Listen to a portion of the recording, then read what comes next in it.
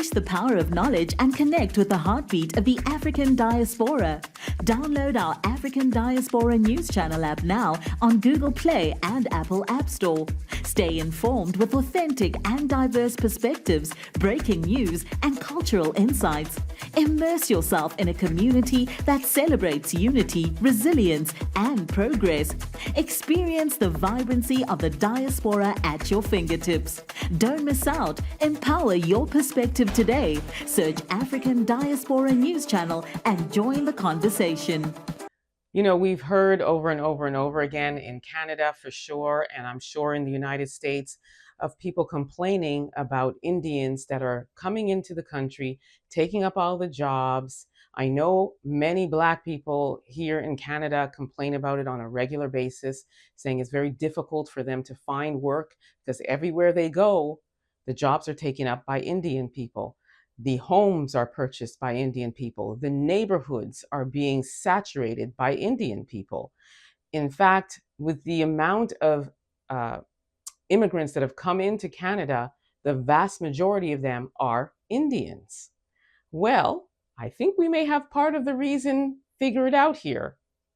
So this just in, there are two major Indian agencies that have linked Canadian colleges to the human smuggling of Indians into the country. Take a look. Indian officials allege there are two entities in India who make arrangements with hundreds of Canadian colleges to send thousands of Indian nationals. But the report says once they arrive, instead of attending those Canadian schools, the newcomers illegally cross the border to the U.S. But which colleges are involved? My sense is that these are probably private fly-by-night operators. Experts say part of the problem, Ottawa makes the immigration laws, but it's up to the provinces to recognize a school as legitimate, and each province can make its own set of rules. We need to have every single person crossing the border providing their fingerprints and photographs. And keep track of when foreign students leave. Where we can confirm the departure of non-citizens from our country.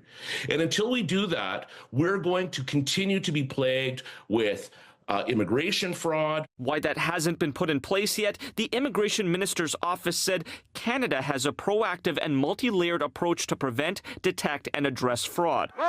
But political watchers say the timing of the investigation is no coincidence. There's an ongoing icy relationship between Canada and India after claims India was behind the killing of a Sikh activist in BC. And Indian Prime Minister Narendra Modi, with apparent close ties to incoming President Donald Trump, who has ramped up his focus on border security. So as I said, Indian entities, and it's the anti-laundering agencies, and there's a massive criminal network with thousands of agents.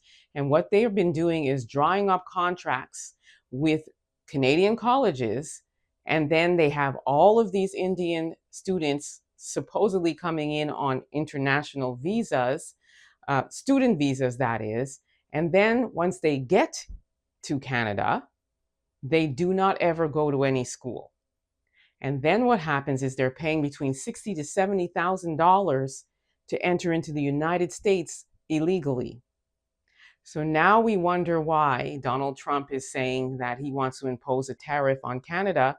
This is part of the reason. The border security, major issue, and Donald Trump's main concern, and this is evidence of such.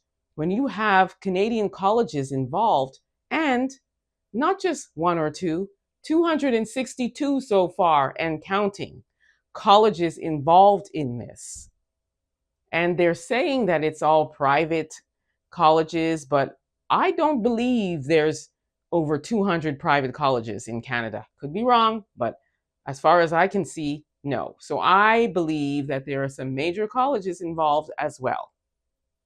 But nevertheless, this I feel like explains some of the problem that we're having, and also the lack of really robust immigration policies or immigration processes that take place at our borders when international or immigrants and students are coming in.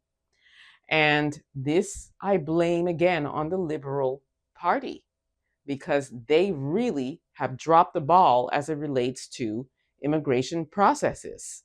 And now we're waiting to see which colleges these are and how do we stop the bleeding and contain all of this criminal activity that's going on here in Canada that's bleeding onto the skin of the United States. And now we have, this situation where we're facing the barrel of a 25% tariff. How is Canada going to clean this up before January 20th? Very doubtful. I mean, January 20th is not that far away. So I'm going to keep my eye on this and I'll keep you all posted. In the meantime, let me know what you think about this. Don't forget to like, subscribe, share this content. Also, don't forget to download the African Diaspora News app. You can grab it at the Google or Apple store and you will not be disappointed. Download that app. Also, subscribe to my YouTube channel, The Black Experience with Emma Ansah. Until next time, please be safe, everyone.